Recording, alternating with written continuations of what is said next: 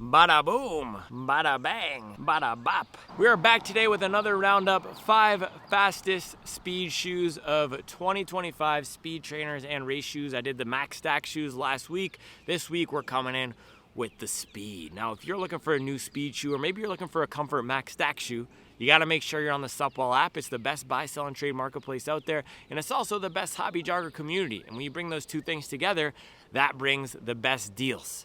Because we got hobby joggers who are enthusiasts of shoes like me. I'm an enthusiast of shoes, which is why I started the app. For other sickos, because when people have too many shoes or they want to make more room in their rotation, they'll offload them on the app and give great deals to others. So if you're looking for a new pair of trainers or a race shoe or something to get you through the summer, get in on the app with us. It's also the best community of people getting after it daily, stacking mileage,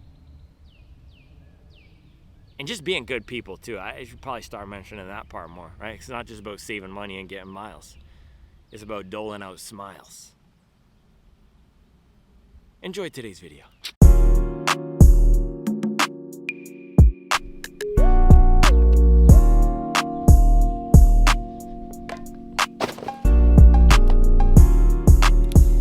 You know what I gotta say, man? I feel so fortunate to be out here on a beautiful night, talking about mileage and pace, keeping the vibes high. Because I was out here earlier today. I tried to film another video. I did actually film an entire other list video, but it was disjointed. The mayor was in the background mowing his lawn. Injuries, discomfort.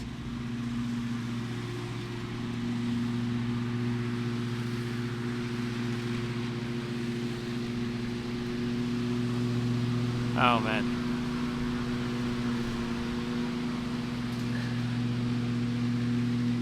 Okay. And then I went inside, and after 2 or 3 different filming sessions of this one list, which almost never happens,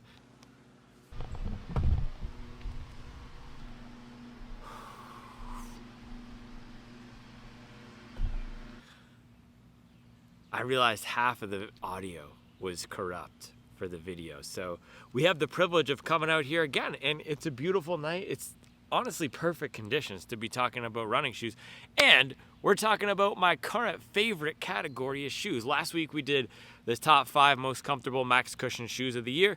Today we're doing the top 5 least comfortable speed shoes. No, this is not the least comfortable, but a lot of these, actually 3 out of 5 of them are not very comfortable. So 5 fastest speed shoes. Another thing that we get to be happy about, I'm just talking about all the things I'm happy about and blessed to have and privileged.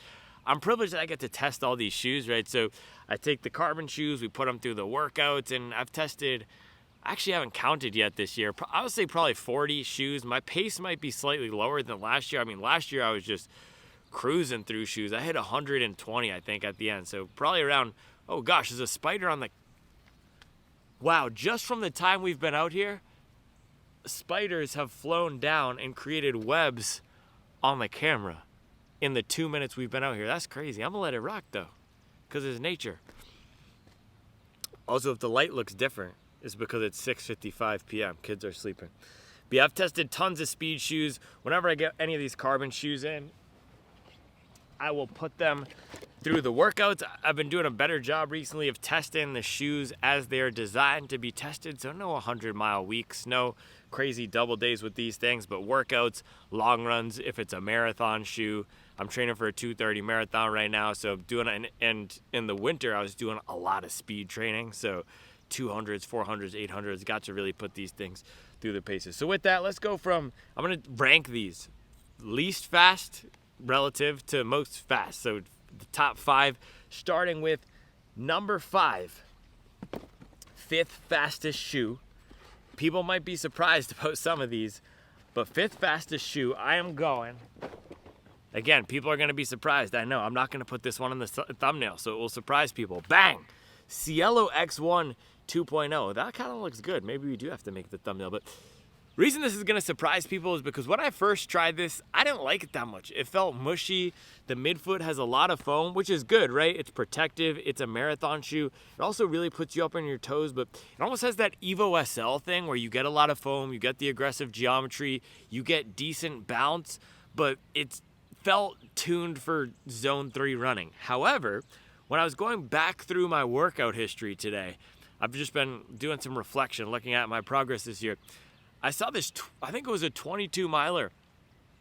I did 4x2 miles at marathon pace, and I was throwing down 540s, 530s in this thing. So I didn't love the feel of it. I still don't. I didn't love the feel of the Saucony Endorphin Elite 2.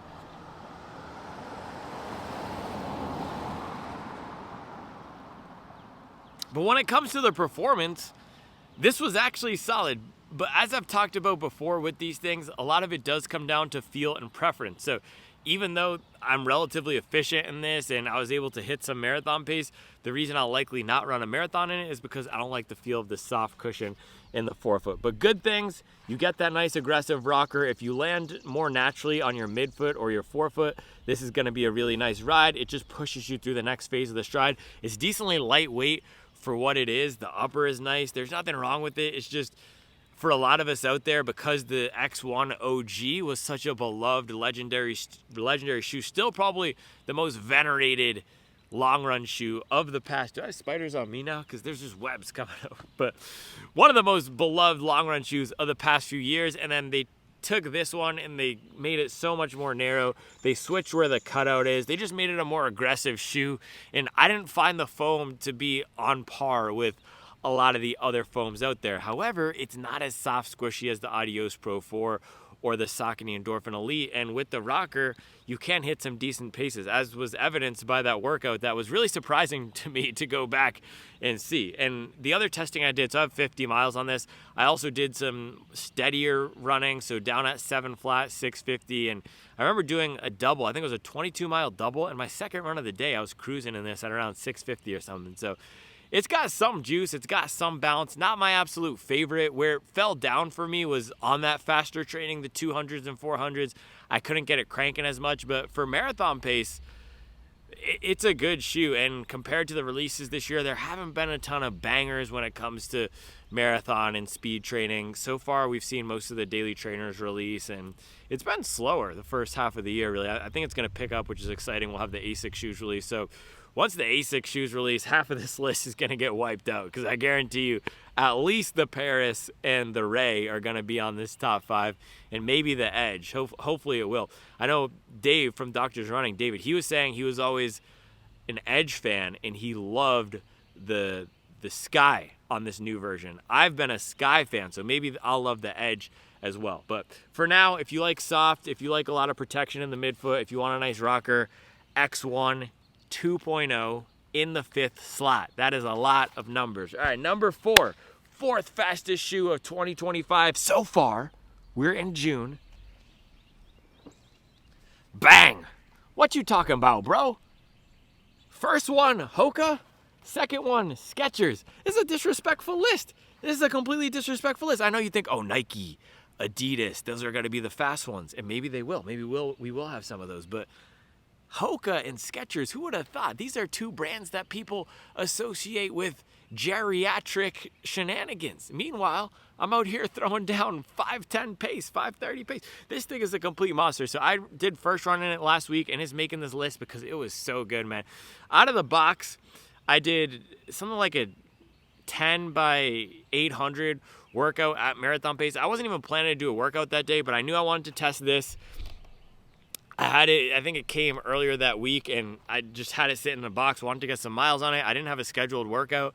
Sometimes when I'm testing the shoes, I'll just say, hey, let me open this up, let me see how it goes, and let's see where the shoe takes me. And it took me down to fast places. It took me down to the demon time zone. It has a lot of the character of the fastest shoes out there. That's why it's coming in number 4 here. So this is the Skechers Aero Tempo. Really aggressive rocker, awesome foam. That's on the slightly firmer side, and it activates when you put power down, which is why I love it. So explosively bouncy, you get great rubber coverage, and you also have a lot of foam in the midfoot here. It reminds me of the Puma Deviate Nitro Elite 3 with that TPU, and this is also a TPU base foam. So it's not the softest, but once you get it going, man, it is so hard. It's like a freight train leaving the station 110 miles an hour.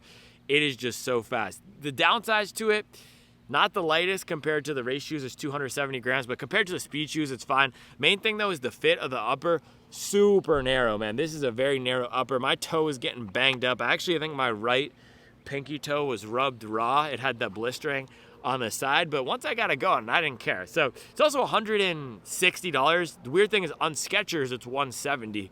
On Running Warehouse, use my Running Warehouse discount code to support the channel, and use my Running Warehouse link to support the channel.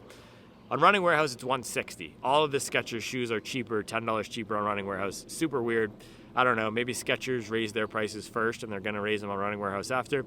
I'm not sure, but either way, $160 or $170, it's a good deal. This felt like it could hang with the big dogs when it comes to not just the training shoes, but the racing shoes. It really was that fast. So stay tuned for more testing. I wanna put this through a long run.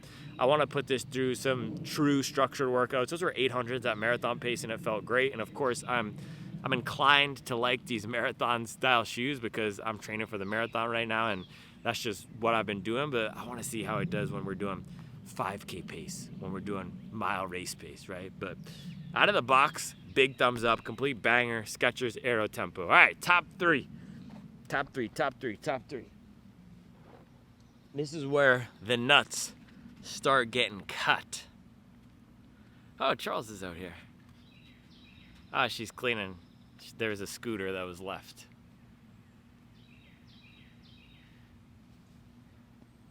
What kind of cleaning is that?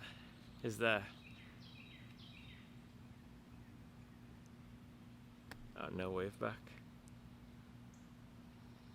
Oh, thumbs up and a wave. Okay, there we go. Oh, the tree? Yeah, it looks good? I didn't see it yet. Okay. Boom. Number 3 is a lot of spousal shenanigans going on there. So she got someone to come cut our tree.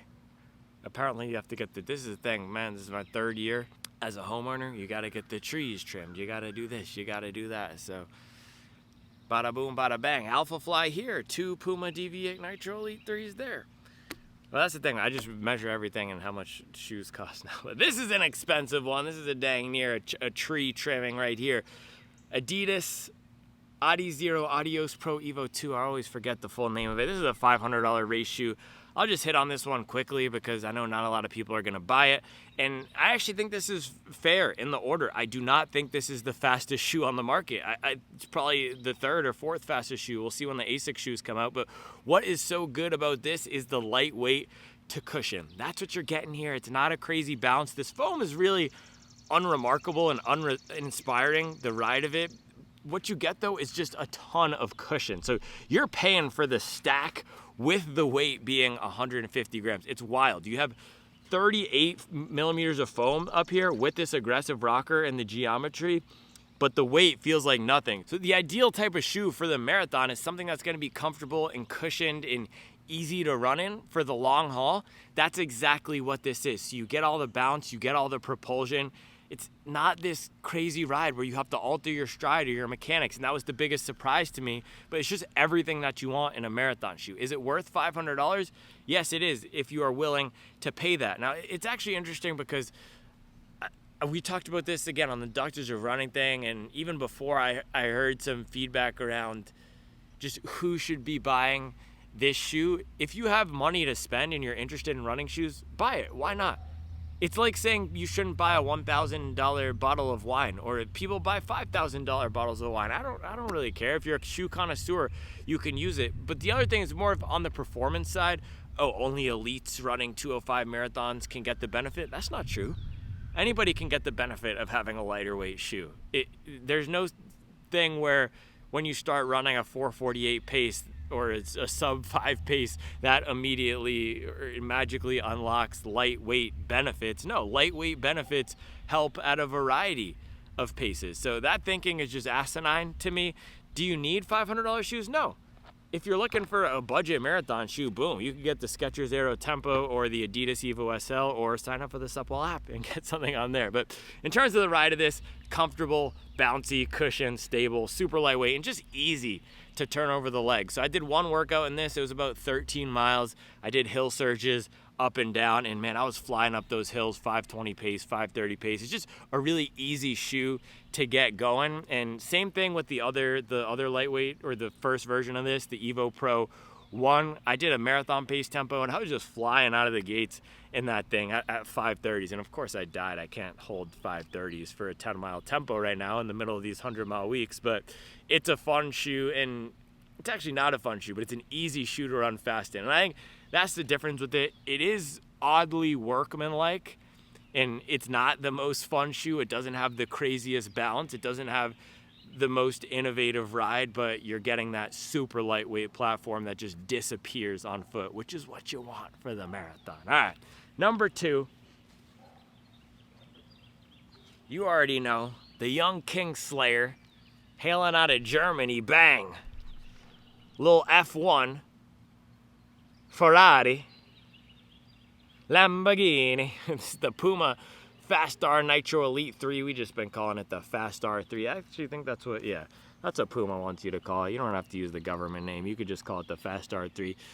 This is the fastest marathon shoe out there. This is, man, I might have to be tied with the first one. I can't even believe this is going number 2, but the first one is just so fast. And I have to do this based on my workouts in these shoes. So I'm trying to be, there's no such thing as objective, but the way I've done this list is shoes that are going to be fast for everyone, but also looking at my workouts and how I performed in them.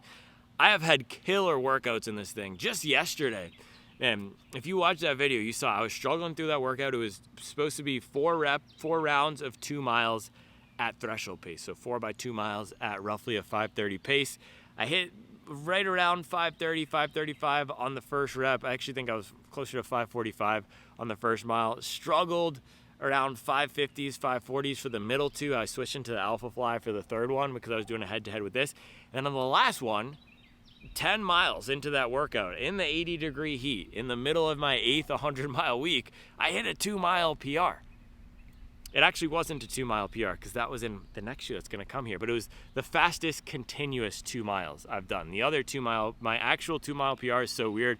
It was in a workout where I was doing a 3 by 1 mile with 2-minute jog in between. But being able to crank it up down to 520s, 519s in the middle of high mileage training, of course, it's partially the training, but this shoe is one of those rare shoes that unlocks the next gear. That's what I don't get out of a shoe like the Cielo, even though it's so good at marathon pace. This one is marathon pace plus. When the mechanics get different, popping the feet off the ground as fast as possible, digging, driving, using my power, which is one of my strong suits as a runner. I'm not very efficient. I don't have, my cadence is, I was talking to Barrett about this. I didn't realize, he told me at his relaxed paces, so Barrett, Supple Designer, he said his cadence is 200. If I were hitting a 200 cadence, I'd be running a 350 pace or a 405 pace. I have no idea how people run, but it just goes to show all of our bodies are so different, right? He's 5'10". By the way, I told him there's no such thing as 5'10". He's Canadian. I said there's no such thing as 5'10" in America. Everyone who's 5'10" is 6 feet. So you just got to round up and tell people you're 6 feet. But I'm 6'2". I'm a true 6'2". with longer legs. I think that's part of the lower cadence thing, right? Because if I'm running at 180, that is when I'm hitting 5 flats. But with my style of running and this shoe combined, dude, I just fly in this thing. First workout I did was 200-meter repeats, and I was hitting crazy paces in that. I was hitting 350 paces. I was hitting low 4s, and then I did mile repeats at threshold down at 530, and then I did that workout yesterday. Every workout I've run in this, no matter how I felt, I've hit. It's one of those shoes that it just gives me that extra capability to hit, and it also reinforces, encourages strong running mechanics. Because of how aggressive this front is and where it wants you to land, I always find myself running more upright. I always find myself wanting to kick slightly faster and drive through, and I find that it's elongating my stride in just the right way. So it's truly special shoe. I do have to note though, Grant, Supple Social Media, he's now gone through 2 pairs of these, and he was able to get the first one switched for free on, I think it was on Running Warehouse, on Running Warehouse. They gave him a new pair for free or store credit. But he's gone through 2 pairs where the insole, oh gosh, I just felt mine come out here too. But the insole has come unglued in the middle of big workouts for him. So that is something to watch. I don't know if it's happening to other people out there, and Running Warehouse did replace it for free, but that's just a weird thing. I don't know if we're gonna have to start Gorilla Gluing this down. And he says he's a heavy sweater as well, so maybe he's sweating a lot and that's having the glue come undone. But that is a watch out. Of course, you don't want, my number one rule is you don't want any weirdness with your marathon shoe, especially for the marathon. You just want it to disappear on foot. That's what makes a shoe like the Evo so great, right? You just don't have to worry about it. The lockdown is not weird. It's not going to come untied like some of the other shoes out there, the On Cloudboom Strikes of the world. So that is concerning for me. So far, I have had no issues with that, but that is a watch out. And then the other downside of this is it's just so aggressive and not comfortable at all for landing at the back or for jogging. Just super harsh shoe in a way that the Cielo and even the $500 shoe is not. So that's the thing, right? You're getting an elevated version of a comfortable, approachable marathon shoe. Weirdly, ironically, not what you would think in the Evo. This feels more like the $500 shoe, this fast race car of the Fast R3 here. So not an approachable shoe, but awesome for speed, so fast. So why is it not number one? Why is it not number one? It's because number one is even more special, even faster, and I've got to do a head-to-head with these, but because of the workouts that I've run in each and what I've been able to unlock with the first one, we've got to go Streak Fly 2 for the fastest shoe of 2025. This thing is just a complete weapon. This is even lighter weight than the Puma Fast R3 here, and it's designed for faster running than the Fast R3. This is designed for, Nike claims 10K, 5K. I think 5K and 1 mile. If I'm going 10K, if I'm going to be out there, I don't even know how long my 10K time would be right now, probably 33 to 34 minutes. If I'm going to be out there for 30 plus minutes, this is even too aggressive for that. This is out there for 25 minutes and below. So for most people, that's 5K and shorter. But first workout I did, that was the 3x1 mile where I hit that, it's crazy, a 2 mile PR in the middle of a 1 mile repeat workout. So I came out of the gates at around, there's a plane. It's a bird, it's a plane, it's a streak fly. No. I came out of the gates at a 5:09 pace. I think that workout was 5:09, 5:04, 5:01. This is just so fast. And the beautiful thing too is these forefoot nubs, the rubber, it's so cool. I haven't really ever seen this on a shoe. And I think Nike did this so that it's a better cross-country shoe. But it's very grippy up here and it almost pulls you along. Similar effect. Similar effect to the Fast R with the elongated plate poking out in the front. The Streak Fly has a similar thing with this pulling along. And then the geometry, you get more foam in the forefoot than in the rear, which just creates a super aggressive platform. You have to be landing up on the forefoot. It works your calves a lot, but this is one of the things I've been working on as a runner. Trying to improve my running economy at marathon pace, which means strengthening my mechanics, getting stronger at the fast speeds, making sure my legs are popping off the ground more, and doing a ton of the 400, 200, 800 meter, the shorter repeats. And this is just so good for that. It feels very much like a tool that we can use to improve our running. And that's different from the classic category of speed training shoes, like the Skechers Aero Tempo here. I wouldn't even say classic, but classic for me. I've been in the running game for 5+ years now. So when I first really started getting into shoes, it was the Boston 12s of the world, the Saucony Endorphin Speeds of the world, that type of shoe. That's what the Aero Tempo feels like. This is in a different category altogether. I never ran track growing up. I never ran cross country. So this year, doing the 200 and 400 meter workouts, that was my first exposure to that style of training. I've never laced up a pair of spikes, right, in hammered 2400s. That's what this thing feels like it would be great for. Nike took the geometry from their spikes and put it on the road shoe. Also, the upper is just so dialed. It's a special shoe. So that's why it's number one. I've hit my fastest workout of the year in this thing. That was basically 3 mile repeats back to back to back or 3 mile PRs back to back to back in one workout. My actual mile PR was 450 something that I did on the track. So 3 out of my next 4 fastest miles in one workout in this thing. Just a complete weapon. And then for any marathon style workouts that you're going to be doing, tempos, especially if you're going sub 3 and below, you got to have one of these in your rotation. I don't want to make it sound like you need to have a certain shoe to run fast, but if you want the best, you got to have the Fast R3. This is the new, it really does feel like the new Vaporfly, and the way that the Vaporfly changed the game. It just feels so much faster than everything else out there. So these are the two best ones for speed right now. Streakfly 2 for shorter stuff. If you're specializing in 10Ks and below, especially if you are in college or high school and you're training a lot on the track, bang, there you go. And then for all the hobby joggers out there, training for the marathon, training for the half marathon, this thing is a complete weapon. And I also just think it's going to give you the best chance to hit your PR. The Alphafly is great too. And by the way, I probably mentioned this, but these are just shoes that have released in 2025. That's why you're not seeing the Alphaflys and the Skyparises of the world. But yeah, in terms of the new releases and in terms of what this has done versus the competitors, super special shoe. Same thing as the Streakfly 2. So a lot of good shoes out there. Some surprises like the Aero Tempo and the Cielo. I've got to give this one another shout. I don't have very many workouts coming up. I think I have 2 good workouts coming up in the next few weeks. Then I'm going on vacation mid-June, so I'll not be ripping any workouts down there. So maybe when we get back into the longer stuff in July, I'll get another workout in this. But yeah, top 5. Skechers is on the come up. Puma is one of the top brands right now. ASICS is crushing it. That's the biggest question mark here as we're thinking about the second half of the year and what's going to release. Just how good are those ASICS shoes going to be? I'm already, if I could bet on them being bangers, I would bet on them being bangers. Like, why wouldn't they be? ASICS is just crushing it. And, you know, I'm typically skeptical about these things, but those shoes just look so good. So I'm the most excited about those. New Balance SC Elite V5.